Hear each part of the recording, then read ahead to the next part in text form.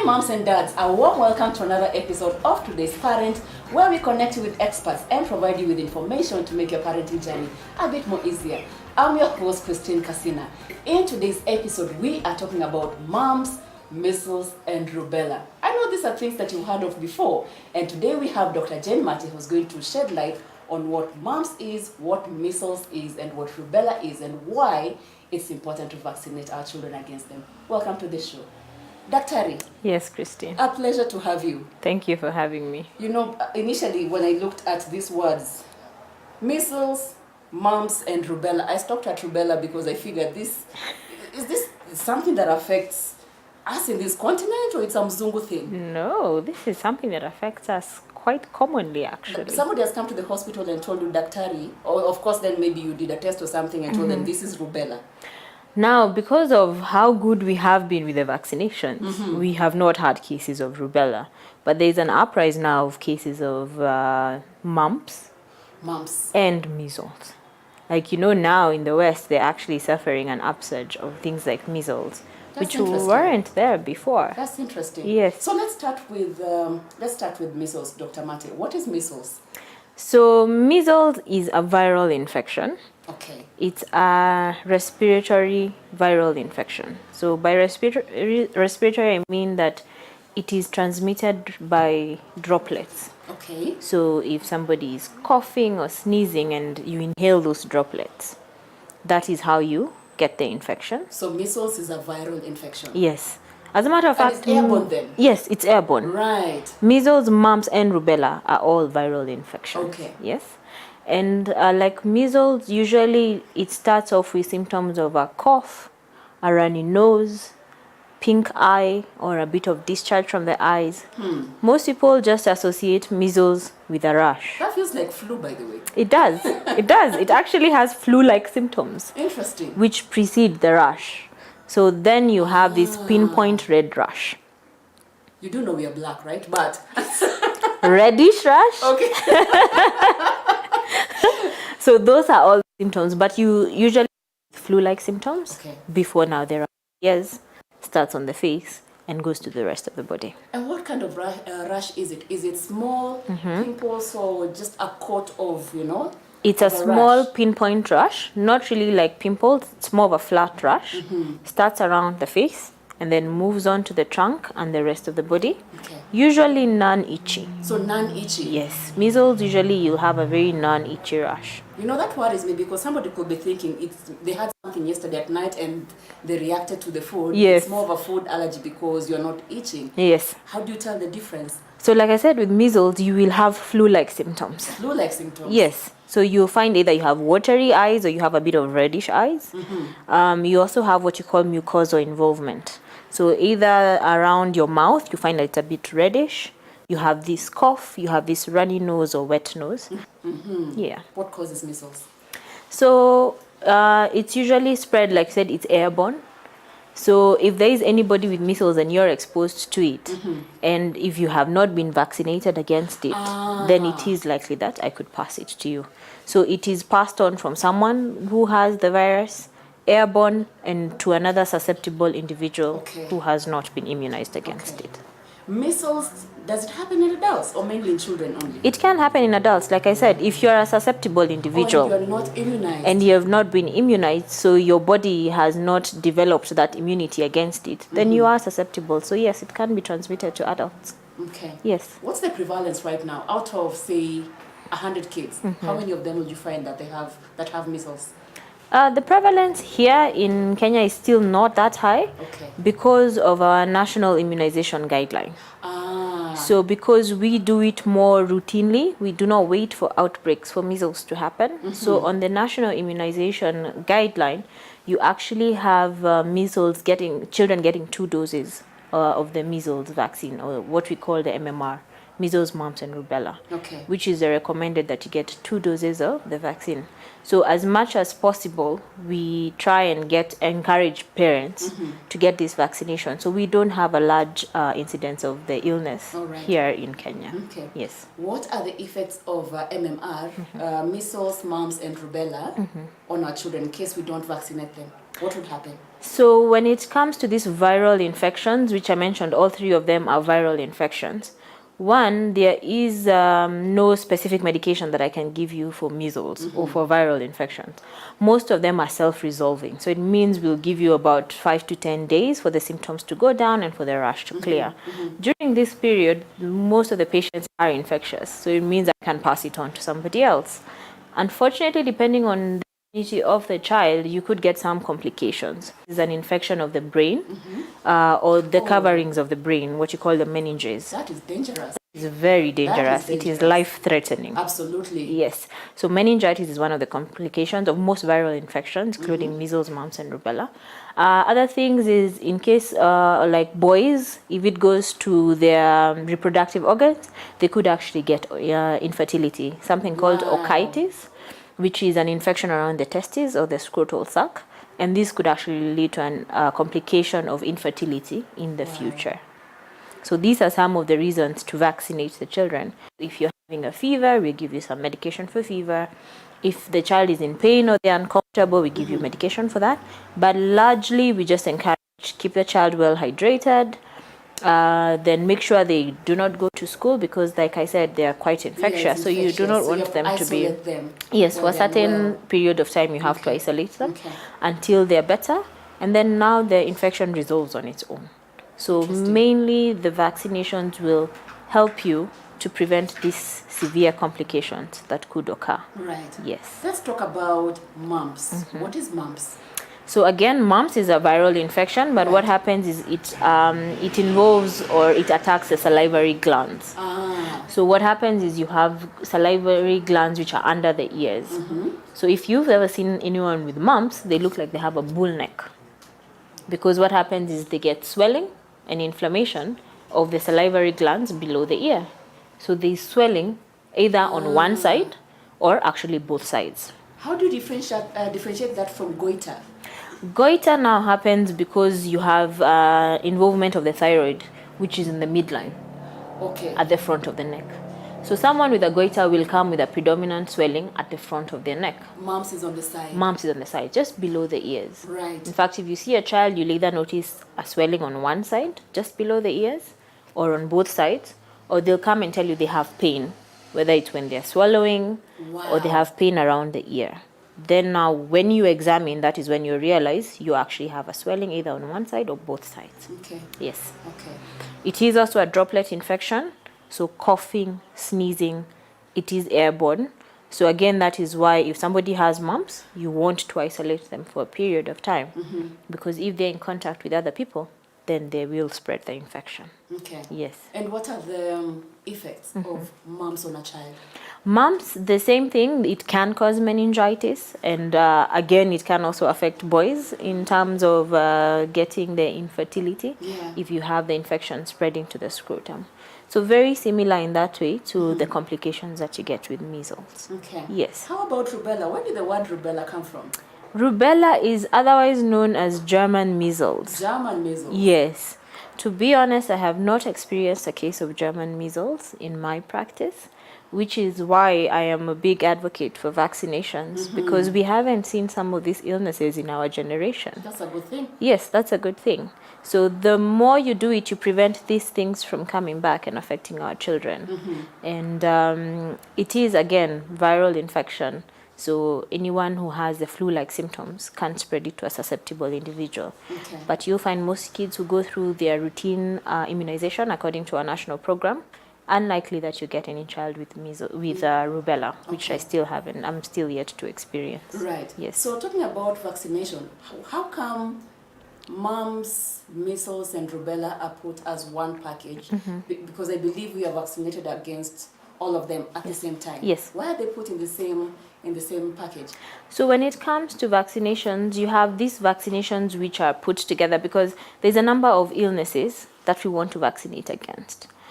It would be very difficult to give individual shots for all the vaccinations because that would be a high, can I call it medication load to the child? Right. So if you look at the immunization schedule, you have quite a few of them which can be given together without causing any reaction or any risk to the patient who is receiving them, in that they are compatible in how they have been prepared.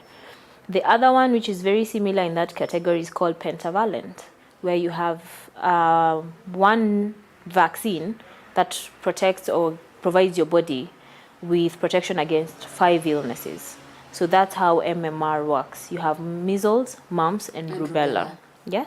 So in our national program, what we do at 9 months, we give measles as an individual vaccine. Because like I said, now you're having an uprise of measles coming back. So we give it a bit earlier, before the child is 12 months. At 9 months, we give plain measles. But the government has rolled out where you have a combination, that is measles and rubella. So this is MR, which we give before the first year of life. And then now you get a second dose after the first year of life, which is now the combination, measles, mumps, and rubella. So it boosts the immunity that you already got from the measles and rubella, and then now you have an additional mumps. Okay. Yes. How come, from how you've explained it, it feels like MMR affects boys more than girls? Why is that the case?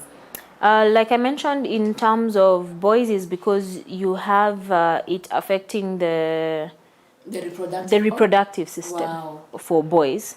It tends to have a bit more complications when it comes to the scrotum, and that is how now you get infertility in the future. So that's why you have a bit more complications in boys. Okay. Yes. All right, Doctor, we're going to take a short break, and then when we come back, you can tell us how we manage measles, vaccine, why it's important, and treatment if possible. Okay.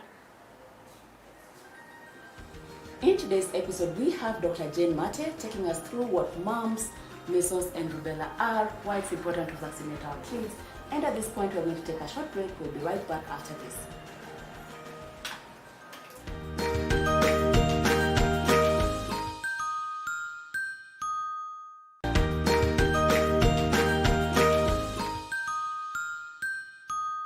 Welcome back to today's episode of Today's Parent, where we have Dr. Mate. We are talking about MMR, measles, mumps, and rubella. She has explained what they are, and now we are going to talk about why vaccinating is important and many more. Dr. Yes. We are back from the break, and I'm wondering, when the parents come to see you for vaccination, do they ever ask you, what is MMR? And even the vaccine, what it does?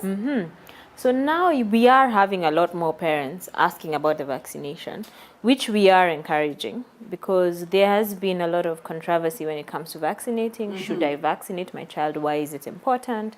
What are the side effects? So these are the questions that we encourage parents to ask. For most hospitals, both government and private hospitals, whenever the baby is born and you're being discharged, you're given a card, which is a vaccination card or a vaccination record. So we encourage parents to go through the vaccination record so that when you come for the visit, then we have a robust discussion. And vaccinations start from 6 weeks in Kenya. So all the way up to your child is a teenager, these vaccinations continue. So it's something that you want to... Teenager? Yes, teenager and into adulthood, you still get your vaccinations. But you do know a lot of parents fall off after year 1, 2. Of course. I don't know what happens. Do we then think it's not important to continue the vaccinations? But I'm sure this is something we can talk about in another episode. We can purely cover the different vaccines, why they're important, in the different stages. Yes. But for MMR, just emphasize for us once again why it is so very important. Because like I mentioned, with things like MMR, measles, mumps, and rubella, which are viral infections, majority of the illnesses we cover for are viral infections. Unlike things like bacterial infections, which have an antibiotic that I can give you in 2 to 3 days, you will be feeling better, we rarely have medication that I can give you for viral infections. Remember, with children, they do not have a very strong immunity. So vaccination also helps them to protect them against these illnesses in the future. The way vaccination works is that we introduce what you call an attenuated vaccine, or a weakened virus into the body to teach the body how to fight against it in the incident that you are exposed to it in the future. What if it backfires and then makes you MMR? which can happen, and this is with every medication, there is a side effect. But what you have to look at is risk versus benefit. Absolutely. And the benefit far outweighs the risks that are associated with these vaccines. Some of the risks that you have is you get children who get very high fevers. Some children may get convulsions associated with the fevers. Oh, that's dangerous. It is. So these are the cases where now you want to find out, are there complications such as meningitis, which can happen because, like I mentioned, we are giving a weekend vaccine. So depending on the child's immunity, then you could get some complications. And before a child is vaccinated, even with things like MMR, you want them at least to have the doctor do a review, because we do not give vaccines to a sick child. Because if you're sick, it means your immunity has already been compromised. Or if your child there are some chronic illnesses, which we will advise whether to hold the vaccine or wait until the immunity has come up. Things like HIV. Not to say that children or adults with HIV should never get vaccination, but there's a way to do it, because we want your immunity to be at a certain level before we can introduce this vaccine, and therefore reduce the risks that would be associated with these vaccines. So some of the complications, or one of the reasons that we want to try and encourage people to get the vaccination, is I mentioned, with viral infections, it goes to other organs. So if it goes to your lungs, then the child could get a pneumonia. And with pneumonia, you get very many respiratory symptoms. We have seen children in the pediatric ICUs with viral pneumonias. And what you do is, yes, we support the child, but most of the time you will watch and wait to see if the child's body is able to fight this kind of infection. So if this is a child who's been vaccinated before, if, for example, there is an outbreak and this child has good immunity against measles, they are unlikely to catch it when there is an outbreak. Yes. So these are some of the reasons, is you want your child's immunity to have become stronger, so that in case they are exposed to it, and even for adults as well. When it comes to MMR, the adults that we actually encourage to get the vaccines are people who travel a lot. Because with travel comes exposure. Absolutely. You're exposed to a lot of people who you don't know what illnesses they have. Healthcare professionals are encouraged to get it, because again, you're exposed to all these sick people. You don't know what illnesses they come with. Students as well, this is why I was mentioning teenagers and school-going kids. You're traveling internationally, you're going to all these new schools. We actually encourage them to get things like the MMR. And the adults who are encouraged to get the MMR is depending on if you have achieved immunity. So there is a lab test you can do to check for what is called antibodies. Antibodies are what tell you whether you have immunity or not. So if I go and do the lab test and I have no antibodies against measles, mumps, or rubella, it means I need to get the vaccine. Wow. If I do the test and my antibodies are a good number, meaning if I'm exposed to this, my body can fight, then I do not need to get another vaccination. Okay. Yes. Two things you mentioned, that the effects of MMR can then affect the reproductive system of especially male children. Yes. And the other thing is meningitis. What is meningitis? So meningitis is basically, you have the brain, which is under your skull. So you have the coverings of the brain. They're called meninges. There are 3 layers of the meninges. So if a child is exposed to an infection, could be something as simple as a flu, where you have a nasal infection or an infection in your chest, a pneumonia. So through the bloodstream, this can spread up to your brain and involve the meninges. So meningitis is basically that it's an infection. It can be a viral infection, bacterial infection, fungal infection of the coverings of the brain. And this comes with its own implications. So depending on how well a meningitis is treated, it can completely resolve without any complications, or you can have long-term complications. Such as? Convulsions, delayed milestones, because the brain is what helps with the body's function. Absolutely. So if you have infection of the meninges and you have, for example, lack of oxygen going into the brain, that's dangerous. That's very dangerous. So you get complications where you have children coming out and they have very delayed milestones. You have delayed in things like motor functions. You get children getting what is called cerebral palsy because of complications of meningitis. So it has long-standing effects if it's not treated promptly and adequately. So one of the ways to avoid the child getting things like a viral meningitis is to vaccinate them. To vaccinate. Yes. Is to vaccinate. Same thing with the male reproductive organs.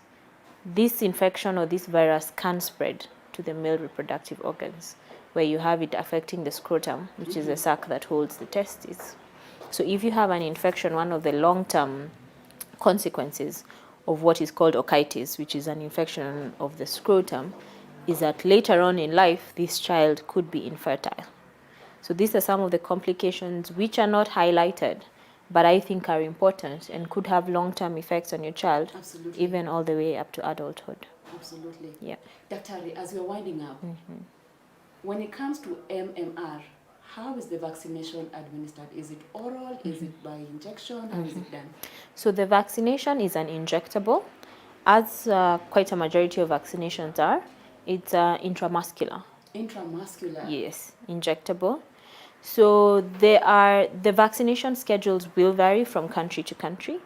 Like I mentioned, here in Kenya, currently, we are doing what is called MR vaccine at 9 months. This is available both in government and in private.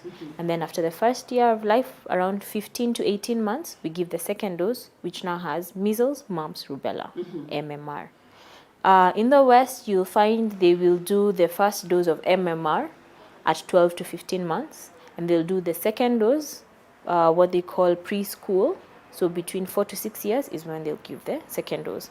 But for most countries, they recommend that a child gets 2 doses before they join a school for MMR vaccination. Okay. Yes. All right. So some of the side effects that parents would expect, the common ones, are like soreness around the injection site, which is very common, fever and irritability. Those are what we call the expected side effects. So even before the parent takes their child for the vaccination, we tell them of this, that within the next 24 hours after vaccinating your child, these are some of the common things you might experience, which should not cause alarm. Fever within the next 24 hours is common. Soreness around that area, so of course you do not want to be touching the area where the injection has happened. There might be a bit of redness around the injection site, which is common with most injections. Right. And of course, because I've said you've introduced a foreign entity into the child's body, there might be a bit of restlessness. All those within the first 24 hours are expected. But of course, if you have persistent symptoms or severe symptoms, things like vomiting, fever persisting over 48 hours, child is not able to feed, now this warrants that now you need to come back in for a review and find out, are there any complications that have occurred from the vaccination. How common is that for the complications to happen? Not very common, to be honest. In my experience, I've seen very minimal severe complications. The ones that I've seen, the most common one that I've come across is fever. Most parents with any vaccination, not just MMR, will come and say, yes, my child had fever within the first 24 hours. And like I mentioned, there are a lot of complications which have long-standing effects, even into a child's adulthood. So I am still very much pro-vaccination, especially with illnesses like measles, mumps, and rubella. Thank you, Dr. Thank you so much, Christine. Thank you for watching today's episode of Today's Parent. In studio today, we had Dr. Mate, and we focused on MMR, measles, mumps, and rubella, emphasizing why it's important to have our kids vaccinated. Make sure you get your kids vaccinated on time. As Dr. Mate has said, it's better to be safe than to be sorry. I have been your host, Christine Kasina, and this has been Today's Parent. We've been here in studio at Little Cribs, the home of fun, exciting and durable kids furniture, which are also affordable. If you're looking for parenting resources, head on to www.supermamas.co.ke. We thank you so much for your time and look forward to having you next time. Goodbye.